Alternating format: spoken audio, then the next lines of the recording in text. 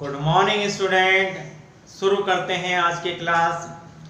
Subject बही खाता तथा लेखा शास्त्र और बही खाता तथा लेखा शास्त्र में आज का टॉपिक है पूर्वाधिकार अंशों का शोधन, रिडेम्पशन ऑफ प्रेफरेंस शेयर। तो जानते हैं पूर्वाधिकार अंशों का शोधन किसे कहते हैं, क्या होता है रिडेम्पशन ऑफ प्रेफरेंस शेयर। प्यारे बच्चों, शोधन का अर्थ होता है भुगतान करना, अर्थात पूर्वाधिकार अंशों का भुगतान करना ही पूर्वाधिकार अंशों का शोधन है। जब कंपनी अपने जीवन काल में शोध्य पूर्वाधिकार अंशों का भुगतान करती है तो उसे क्या कहते हैं, हम पूर्वाधिकार अंशों का शोधन कहते हैं। वर्तमान कंपनी अधिनियम 2013 की धारा 55(2) के अनुसार अंशों द्वारा सीमित दायित्व वाली कंपनी ऐसे पूर्वाधिकार अंशों का निर्गमन कर सकती है जिनका शोधन 20 वर्ष के अंदर करना आवश्यक होता है। अर्थात वर्तमान कंपनी अधिनियम के लागू होने के बाद कोई भी कंपनी अशुद्ध पूर्वाधिकार अंशों का निर्गमन नहीं कर सकती। प्यारे बच्चों, अब जानते हैं शोधन की विधियां। वर्तमान कंपनी अधिनियम 2013 के अनुसार शोधन की ये 4 विधियां हैं। लाभों में से शोधन, नए अंशों के निर्गमन द्वारा शोधन, आंशिक रूप से लाभों में से और आंशिक रूप से नए अंशों के निर्गमन द्वारा शोधन और अंशों में परिवर्तन द्वारा शोधन। तो जानते हैं लाभों में से शोधन। जब शोध्य पूर्वाधिकार अंशों का भुगतान लाभों में से किया जाता है तो उसे क्या कहते हैं, लाभों में से शोधन कहते हैं, लाभों द्वारा शोधन कहते हैं। जब कंपनी के पास पर्याप्त लाभ होता, पर्याप्त संचय होता है तो पूर्वाधिकार अंशों का शोधन लाभों में से किया जाता है। और जब लाभों में से शोधन होता है तो उसके संबंध में क्या लेके होते हैं, surplus in statement of PLDR, general reserve DR, other reserve and fund DR to capital redemption fund being amount transferred. दूसरा, नए अंशों के निर्गमन द्वारा शोधन। जब नए अंश निर्गमित करके जो राशि प्राप्त होती है उससे हम पूर्वाधिकार अंशों का शोधन करते हैं। तो नए अंशों के निर्गमन की क्या एंट्री होती है, bank account DR to share capital. ये शेयर इक्विटी भी हो सकते हैं, प्रेफरेंस भी हो सकते हैं।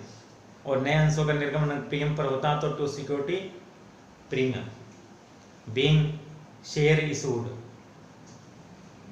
आंशिक रूप से लाभों में से और आंशिक रूप से अंशों के निर्गमन द्वारा शोधन। तो लाभों में से करेंगे तो लाभों वाली एंट्री करेंगे और नए अंशों के निर्गमन के द्वारा करेंगे तो नए अंशों के निर्गमन। इसमें कुछ लाभों में से भुगतान किया जाता है और कुछ नए अंशों के निर्गमन से जो प्राप्त राशि है उसमें से भुगतान किया जाता है। अब पूर्वाधिकार अंशों के भुगतान की एंट्री, शोधन की एंट्री क्या होती है। ये तो पैसे की व्यवस्था की एंट्री थी कि पैसा लाभों में से निकाला जाए या नए अंशों के निर्गमन द्वारा पैसे की व्यवस्था की जाए। पूर्वाधिकार अंशों के शोधन की एंट्री होती है प्रेफरेंस शेयर कैपिटल अकाउंट। जो रिडेमेबल प्रेफरेंस शेयर हैं उनको डेबिट करते हैं उनकी कैपिटल को, redeemable preference share capital account DR। अगर शोधन प्रीमियम पर हो रहा तो redemption premium account DR to preference share holder being amount due. तो इसमें राशि लिख देंगे जो चिट्ठे में दिखा रखी है।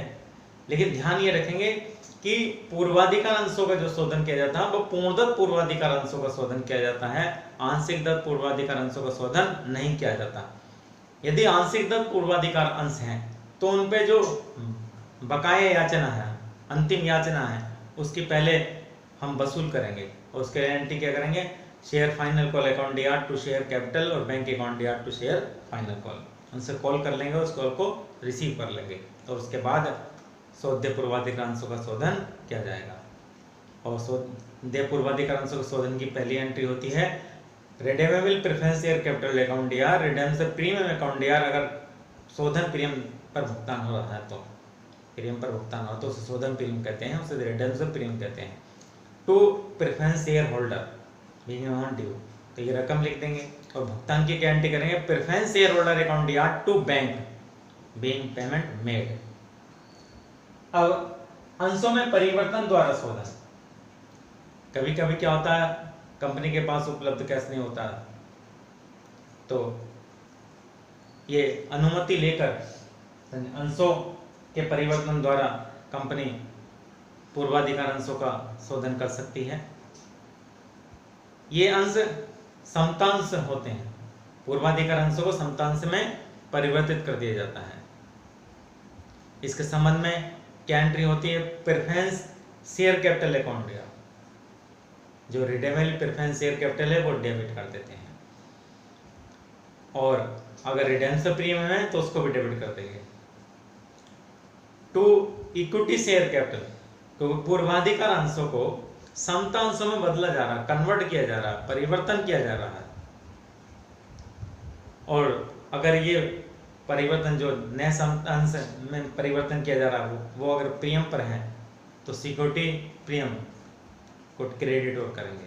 तो इस प्रकार ये एंट्री होगी, redeemable preference capital account R redemption premium account R to equity share capital to security premium reserve being preference share converted. इस और ये जो शोधन प्रीमियम होता है इसकी भी हमें व्यवस्था करनी पड़ती है, और इस व्यवस्था की क्या एंट्री होती है, ये व्यवस्था लाभों में से की जाती है या सिक्योरिटी प्रीमियम में से की जाती है।